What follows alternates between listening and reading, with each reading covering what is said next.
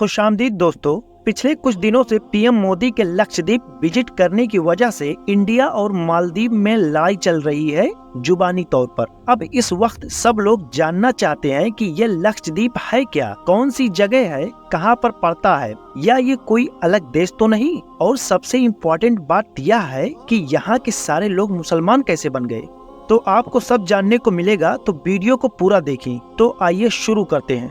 Lakshadweep India का हिस्सा है जो केरल से 200 से 400 किलोमीटर दूर है। यह एक केंद्र शासित प्रदेश है। इसको इंग्लिश में यूनियन टेरिटरी कहते हैं। लक्षद्वीप 36 आइलैंड से मिलकर बना है। यहाँ से मालदीव की दूरी लगभग 754 किलोमीटर है और लक्षद्वीप पर लगभग 68,000 लोग रहते हैं और इनमें से 96% मुसलमान हैं और यह मलयालम लैंग्वेज बोलते हैं और ये लोग मलयाली हैं जो केरल के लोग हैं।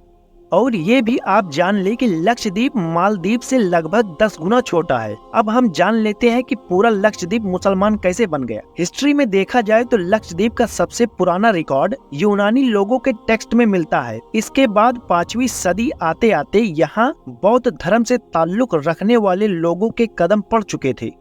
इसके बाद चेरा साम्राज्य ने भी इन सारे इलाकों पर राज किया। चेरा साम्राज्य के एक मशहूर राजा चेरामल पेरुमल थे। इनके दौर में ही यहाँ पर बस्तियां बसनी शुरू हो गई थी। याद रखने वाली बात यह है कि ये वही चेरामल पेरुमल राजा हैं जिन्होंने चांद के 2 टुकड़े होते हुए देखा था, जो उस वक्त के पैगंबर हजरत मोहम्मद सल्लल्लाहु अलैहि वसल्लम ने काफिरों और मुशरिकों के कहने पर चांद के 2 टुकड़े कर दिए थे। इसके बाद राजा चेरामल पेरुमल ने अरब में अपने लोगों को भिजवा कर इस बात का पता लगवाया और मुसलमान भी बन गए। और इन्होंने ही इंडिया की सबसे पहली मस्जिद बनवाई थी जो कि केरला में है। और इनकी पूरी कहानी कभी डिटेल में बताऊंगा। पूरा लक्षद्वीप मुसलमान कैसे बना, इसके बारे में वहाँ के मुसलमानों का कहना है कि शेख उबैदुल्लाह के जरिए यहाँ इस्लाम पहुँचा है। लक्षद्वीप के मुसलमानों के मुताबिक जब अरब में इस्लाम का आगाज हुआ तो इसके 30 साल बाद ही शेख उबैदुल्लाह नाम के एक मशहूर बुजुर्ग इस्लाम को लेकर लक्षद्वीप आए थे। शेख उबैदुल्लाह कोई आम शख्स नहीं थे, बल्कि यह मदीना शरीफ में पैदा हुए थे और इस्लाम के पहले खलीफा हजरत अबू बकर रजी अल्लाह अन्हु के रिश्तेदार थे। बाद में इनको अल्लाह ने एक बेटा दिया जिनका नाम था अबू बकर बिन उबैदुल्लाह, और इन्होंने एक किताब लिखी जिसका नाम था फुतहुल जज़ाइर, जिसमें पूरी डिटेल से बताया गया है कि आखिर लक्षद्वीप में इस्लाम कैसे आया था और किस तरह से फैलना शुरू हुआ था। इंटरेस्टिंग बात तो यह है कि फुतहुल जज़ाइर जो उस दौर में अरबी में लिखी गई थी, उसकी ओरिजिनल कॉपी आज तक मौजूद है, क्योंकि वहाँ पैदा होने वाली हर नस्ल ने पूरी हिफाजत के साथ इस किताब को आगे ट्रांसफर कर दिया। इसके अलावा भी शेख उबैदुल्लाह की कब्र भी लक्षद्वीप के अंदर मौजूद है। लक्षद्वीप के मुसलमानों के यहाँ शेख उबैदुल्लाह से जुड़ा एक किस्सा बहुत मशहूर है, जिसमें बताया गया है कि एक रोज हजरत उबैदुल्लाह मस्जिद नबवी में इबादत कर रहे थे कि थोड़ी देर बाद उनकी आंख लग गई और सपने में हजरत मोहम्मद सल्लल्लाहु अलैहि वसल्लम की जियारत नसीब हुई। इसमें पैगंबर मोहम्मद सल्लल्लाहु अलैहि वसल्लम ने उन्हें हुक्म दिया कि तुम जद्दा से ईस्ट साइड में दूर दराज इलाकों का सफर करो और वहाँ पर इस्लाम की दावत दो। इसके बाद आपकी आँख खुली और अब आपका यह मिशन बन गया और अब आप अपने सबसे बड़े सफर पर निकल पड़े। इसी मिशन की वजह से ही आपने दूर दराज के समुद्री सफर शुरू किए और सफर करते हुए ही लक्षद्वीप तक पहुंच गए। फिलहाल आगे बढ़े तो 11वीं सदी आते आते इस पूरे इलाके पर चोला डायनेस्टी का राज हो गया था और वे लोग इस पूरे इलाके को अपने जहाज के बंदरगाह के तौर पर इस्तेमाल करते थे। और 15वीं सदी के बिल्कुल आखिर में जब वास्को डी गामा भारत आया तो बड़ी तेजी के साथ पुर्तगाली भी भारत आना शुरू हो गए।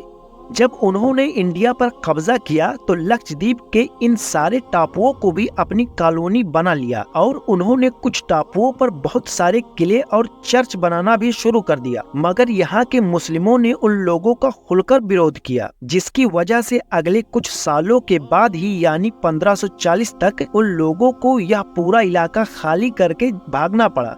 दिलचस्प बात तो ये है कि 1787 के दौर में एक वक्त ऐसा भी आया जब इस पूरे इलाके पर हजरत टीपू सुल्तान का राज हुआ करता था, मगर कुछ सालों के बाद यानी कि 1799 का वक्त आते आते जब अंग्रेजों ने टीपू सुल्तान को शहीद करने में कामयाब हो गए, तो इस पूरे इलाके पर अंग्रेजों का कब्जा हो गया था।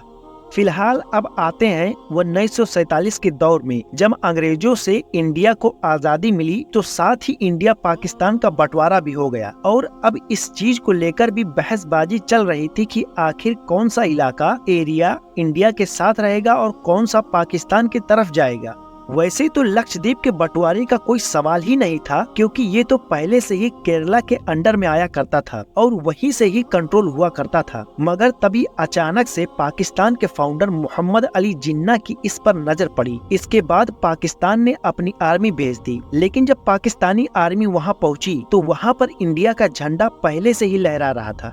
बताया जाता है कि अगर इंडियन आर्मी आधा घंटा लेट होती तो लक्षद्वीप इंडिया के हाथ से निकल गया होता। तो ये पूरी हिस्ट्री थी लक्षद्वीप के बारे में। उम्मीद करता हूँ कि आप लोगों को ये वीडियो पसंद आई होगी, तो वीडियो को लाइक, शेयर और चैनल को सब्सक्राइब कर लें। शुक्रिया।